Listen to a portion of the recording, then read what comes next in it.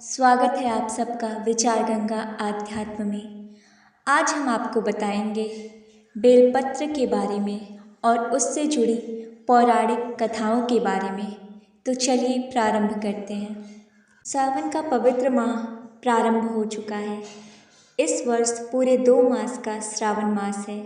ऐसे में भगवान शिव की विधिवत पूजन करने से व्यक्ति को हर प्रकार के संकटों से छुटकारा मिल जाता है। शिवलिंग की पूजा के समय जलाभिषेक, दुग्ध अभिषेक, बेलपत्र, धतूरा आदि चढ़ाना अत्यंत शुभ माना जाता है। शिव जी को बेलपत्र अति प्रिय है। मान्यता है कि शिव जी को मात्र एक बेलपत्र श्रद्धापूर्वक चढ़ाया जाए तो वह जल्द से जल्द प्रसन्न हो जाते हैं और सुख समृद्धि का आशीर्वाद देते हैं। बेलपत्र भगवान शिव की सबसे प्रिय वस्तुओं में से एक है। बिना बेलपत्र के भगवान शिव की पूजा संपूर्ण नहीं मानी जाती। इस कारण भगवान शिव को प्रसन्न करने के लिए भक्त उन्हें बेलपत्र अर्पित करते हैं। बेलपत्र में 3 पत्तियां एक साथ जुड़ी होती हैं, जिनको लेकर कई प्रकार की मान्यताएं प्रचलित हैं। 3 पत्तों को कहीं त्रिदेव सृजन, पालन और विनाश के देव ब्रह्मा, विष्णु और शिव, तो कहीं 3 गुणों सत्व, रज और तम, तो कहीं 3 आदि ध्वनियों, कहीं बेलपत्र की इन 3 पत्तियों को महादेव की 3 आँखों से या उनके शस्त्र त्रिशूल का भी प्रतीक माना जाता है। शिवलिंग पर बेलपत्र चढ़ाने से जुड़ी पौराणिक कथा। जब समुद्र मंथन के समय समुद्र मंथन से विष निकला तो इस विष को अपने कंठ में धारण कर भगवान शिव ने समस्त सृष्टि की रक्षा की। विष के प्रभाव से उनका कंठ नीला हो गया और उनका पूरा शरीर अत्यधिक गर्म हो गया, जिसके कारण आसपास का वातावरण भी जलने लगा।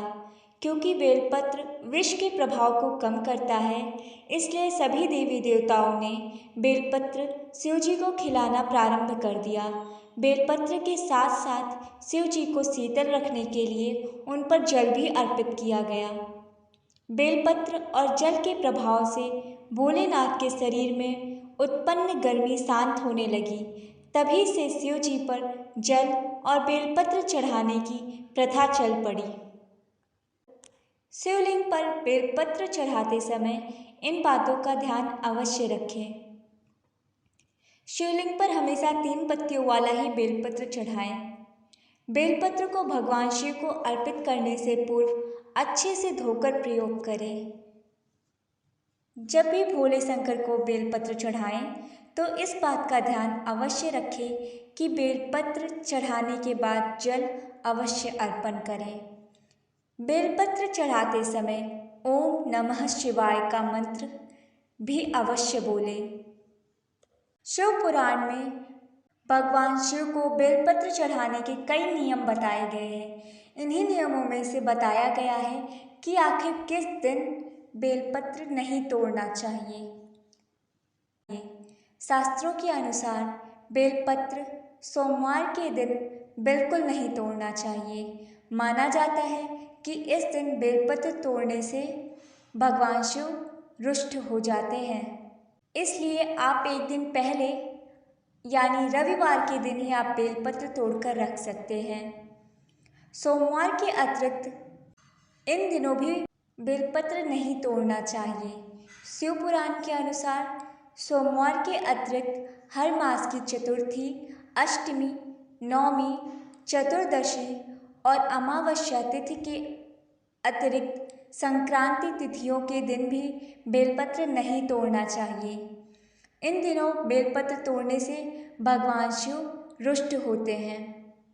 तो ऐसे में यदि आपको सोमवार या अन्य तिथियों चतुर्थी, अष्टमी, नवमी, चतुर्दशी और अमावस्या को यदि आपको पूजा करनी हो तो उससे एक दिन पूर्व ही आप बेलपत्र तोड़कर रख सकते हैं।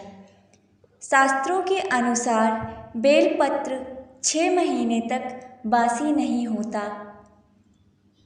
यदि आप कभी भूलवश बेलपत्र तोड़ना भूल गए हैं और आपके पास बेलपत्र नहीं है, तो आप किसी दूसरे के चढ़ाए हुए बेलपत्र को भी धोकर प्रयोग में ला सकते हैं। बेलपत्र से जुड़ी हुई ये जानकारी यदि आपको अच्छी लगी हो तो इसे लाइक और शेयर करें। कमेंट बॉक्स में कमेंट कर हमें सूचित करें। ऐसी ही अन्य जानकारियों के लिए विचार गंगा आध्यात्म को सब्सक्राइब करें। हर हर महादेव।